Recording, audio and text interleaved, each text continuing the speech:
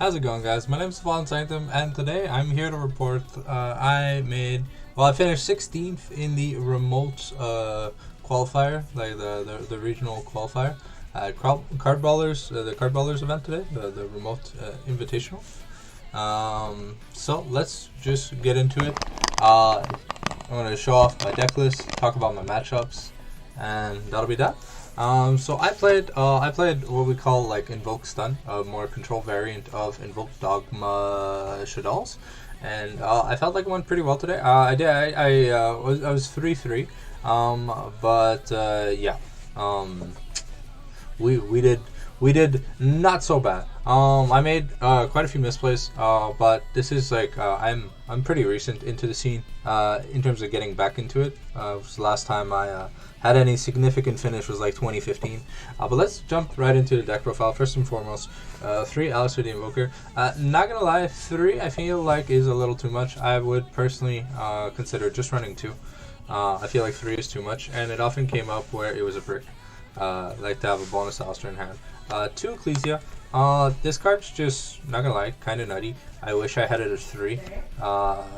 Felt like it does more than Alistair just like by itself. But 2 is perfectly fine.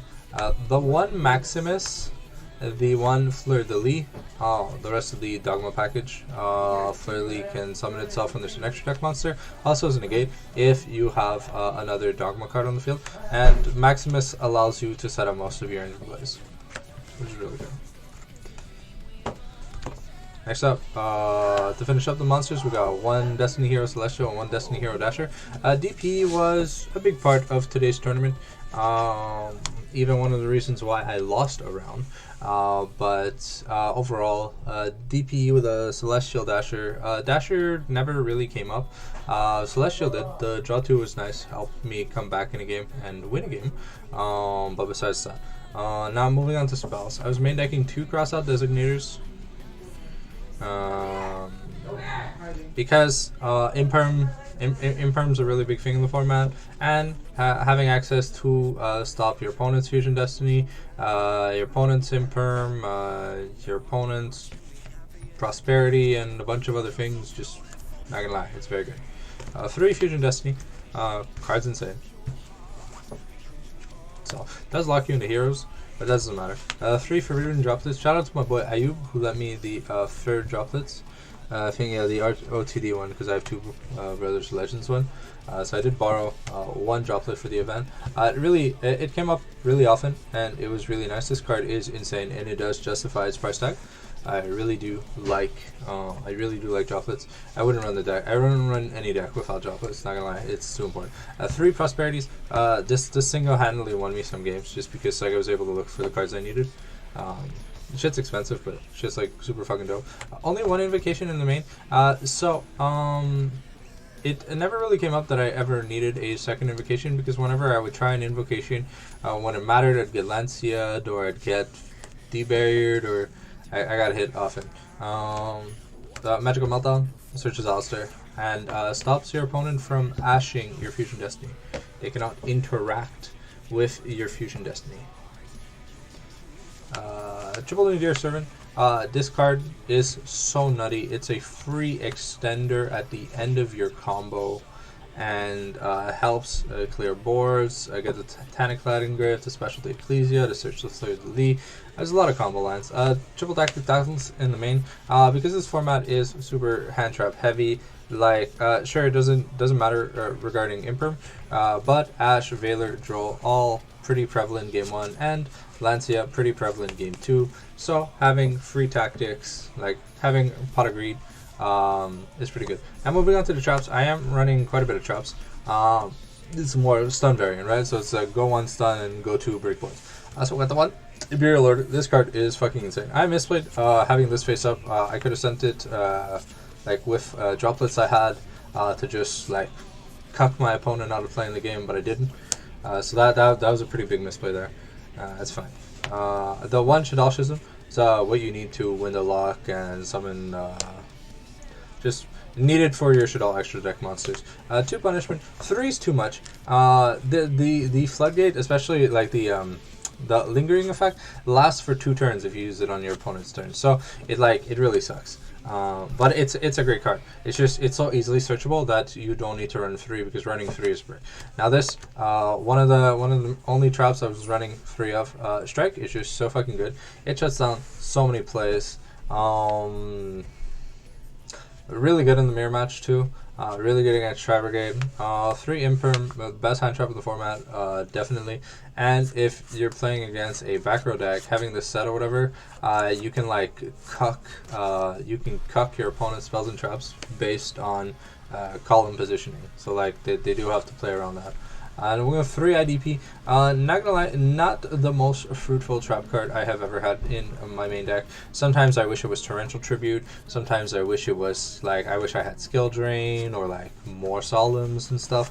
Not gonna lie, this was a pretty big underperformer. Now let's move on to the side deck. In the side deck, I was running Triple Evenly Match. Card's insane. Breaks boards, wins games for free. If it resolves, you normally just win a game. 3 Nibiru. Card's great. I probably would want to main it, seeing as even if I win a dice roll, my opponent plays through all my interactions, and then I just Nibiru them before they set up their board. 3 Draw. Card's nutty. Just if you're a deck that adds and draws a lot, get fucked. 3 Lancia. One of the only ways that I was able to play into what's it called, the mirror match, and Tri Brigade. Also really good against Sword Soul because it shuts down like the entire 10E engine. 1 Regeki. I don't have Dark Ruler no more, so I don't feel like Dark Ruler like would have done much. It was never at a point. Like I feel like when I played Life Twin, I feel like this. If my last 3 cards had been Dark Ruler, it could have definitely been cool because I could have shut off the Trouble Sunny and just win the game from there. Invocation, the second Invocation. Some games it came up where I wanted to side it in, where where some of my side deck cards weren't as prevalent. The second Invocation sometimes came up. Going forward, if I was to play Invocation again, Invoked, I would definitely main deck 2. Just to have an extra card in the... I didn't want to run too many cards in the main deck, so I kept it at 43 because that's like proper ratios when you have like the Prosperity or whatever, just so you have an equivalent amount of extra resources that you can get off the Prosperity. The third Crossout came up pretty often, and generically just an amazing card. My invoked engine is 2 Makaba, 1 Agoides. Agoides is the MVP in this deck. It single-handedly turns off Dragoon. It turns off DPE because every single time DPE is summoned, well, once per turn, whenever something is summoned to my opponent's field, I pop a card. So like they just like lose the DPE regardless because this will resolve. 1 Fergie. The DPE. And let's get to the cards that aren't the Shadal package that I was running was one app, 1 Shadal, one app cologne, 1 construct. Kind of felt good. I was running the Verte. Verte came up in a few games and it actually did win me the game. Almirage and Secure Garna, just to ensure that you have a link monster in the graveyard for the Maximus, because you can go Alistair into Bunny, into Sky Striker, Secure Gardener, and like it's just free. Now my dump package, while App Cologne is part of the dump package because it has an effect when sent to grave, and so do any of the other Shadal monsters, allow me to recycle Schism if I got Twin Twisted and stuff. I was running the 1 Fergie for Mulligan. I love this card personally. I think I'm gonna be moving on to Tri-Dogma. Just because I feel like there's so much more interaction, so many more starters, and it's not just all what do I do if they Lancia or whatever, right? You know, like I don't know. I feel like this, like the deck I'm moving on to has slightly more potential to play through things and to do things than what Invoked was. Titaniclad is great. It either It either adds or summons a Dogma or a Fallen of Ablas. Definitely one of. Never came up more often than not, especially not like my round 4 opponent. I played against Giant Ballpark Auroradon combo. Not gonna lie, I wasn't expecting it. I ended up losing that matchup because he Monster Reborn my DP, and not gonna lie, it's kind of dumb that he can use a monster that I properly summoned. But it is what it is. Omega MVP against DPE decks. You just shuffle back to DPE and then don't have DPE anymore. Can also recycle anything in your extra deck. So, amazing card. Natis. I only have one, so I ran it. Very good off punishment for the double pop. Allows you to pop back row and stuff. And it's just overall a great card. Can send it off Nadir, extend the continue popping stuff. And because most of the Dogma search cards that you want, your targets are 2,500 or less. Most monsters in the extra deck, besides Ferrojeet. Yeah, but Ferrojeet can also be used to search Ecclesia, which is fucking fantastic. And then last but not least, this was my tech against Sorcel. I did not run into any Sorcel. I don't know if there were any people playing Sorcel at this event. Not too sure. Didn't run into it. But it's just in the Invoke package, I believe if you're not running Magellanica, you cannot out a monster that has 3,000 or more attack power. I just ran the Libe if I ever needed to. Punishments and Libe. It doesn't have Effect Engrave, but most boss type monsters don't. So anyways, that is my list. Now onto my matchups. Round 1, I played the Invoked Mirror. I won the dice roll, went first, full board, winded his ass, Imperial Order, GG easy. Round 2, played Tri-Brigade against Tri-Brigade. Not gonna lie, I don't have enough experience playing against Tri-Brigade. It was pure. It wasn't Lolly Turbo with the birds, which I have more experience against or whatever. But it just felt like it just kept going and it kept going and it kept going, and there was punishment is so bad against that deck because everything's fucking live in the graveyard. So it's every time I pop something, he adds a card, foolishes a card, searches a card, special summons cards. He just kept going. So he was able to play through everything I had.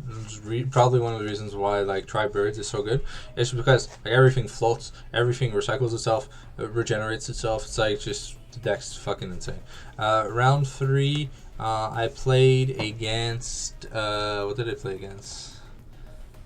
I played against Life Twin. Unfortunately, I misplayed when I had IO face up on the field.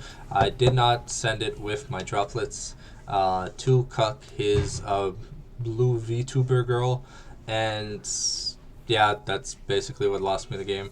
On game 3, I struggled, and he just time cheese burn looped me because apparently you can have a 3,300 point beat stick that just tags out for free during the battle phase. I thought it was main phase only, but it's whatever. Life Twin is a deck that just nice deck. I won game 2. I drolled his I drolled his secret password and he scooped. That was game 2, quite literally. And game 1 was a grind fest, and I ended up losing game 1 and I lost game 3. Just because he had valued me, and every time I added a card to my hand, he drew cards, and then he had good stuff, and it was complicated. It was strong. Round 4, I played Giant Ballpark, Auroradon, Fiend, Cupid, Pitch, Search, Tour Guide, whatever the fuck the deck is called. I'm gonna call it Dick Cheese Turbo. It's Orcus but worse. It abuses the fact that Goalkeeper, when linked, pops a card, then you add a card and you can special summon it and do more, and it doesn't I hate monster effects that end up resolving 30 different things all in one effect. So that kind of felt like Dick Cheese Turbo. Not gonna lie, a little salty about that loss. But round 5, I played against I don't remember what deck. It was so ass. I just clapped his cheeks 2-0.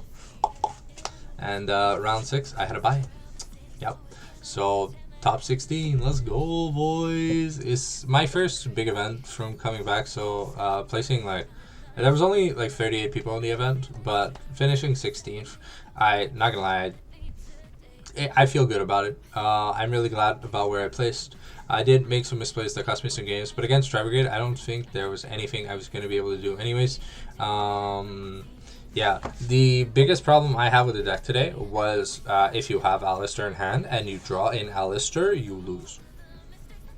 Like, one Alistair is great because it recycles itself and stuff, and you just do the loop and because I was only playing the one invocation. The second I had an invocation in hand, if I drew like an Alistair or whatever, like it was game. Like I lost because it's just fucking garbage. Sadly, the deck does not have that many good extenders, and it can't always make you need a Nadir or Maximus setup to make the Schism play, and to do Schism you need to have a spare ditch in hand, and it isn't always the case. When I was playing the stun variant, because I wanted to set these power traps to be able to stop my opponent from playing, because I have recursive resources, and if you can't get rid of the Maximus, then I can literally dump Omega and something else, recycle my the App Cologne or whatever. Like I can just literally I have this deck has a really good grind game, but it doesn't break boards that well, not gonna lie, and also sometimes it just bricks.